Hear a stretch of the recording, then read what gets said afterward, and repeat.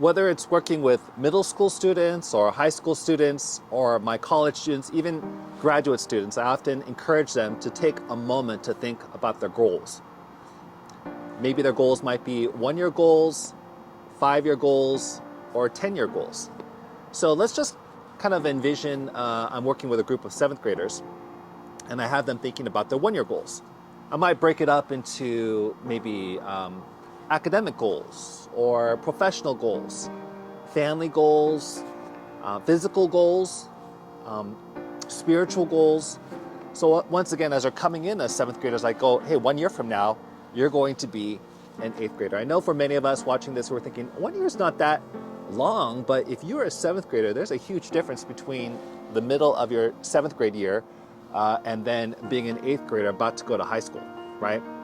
So it's very powerful for, I think, 7th graders and any person to really envision themselves 1 year down the line and if they're headed in that direction.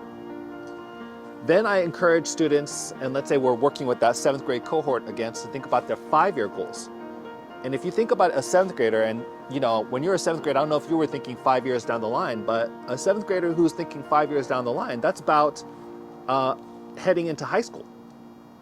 So how powerful is that? Envisioning yourself, if things had gone well, what it might look like as you're about to head into high school.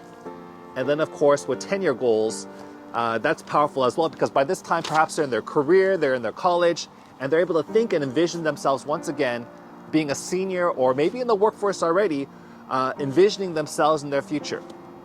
Once again, I know some of us, we hesitate to create goals because we're nervous that maybe if we don't hit that target, we feel like we had failed in some way.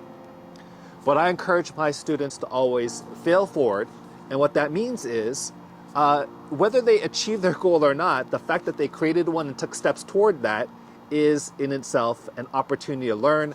Fail forward, it's a success, whether they hit that mark or not. There was that one quote that shared, hey, my goals were as high as the stars. And then when they tried their best, maybe they only landed on the moon. And there's another person who also created goals, and maybe their goals were to jump up to the lamppost. And that person, when they tried their best, they landed flat on the sidewalk. I always encourage our students to dream big, set big goals, and once again, any progress is something to celebrate. Have you had a chance to create some of your goals for 2023, 2004?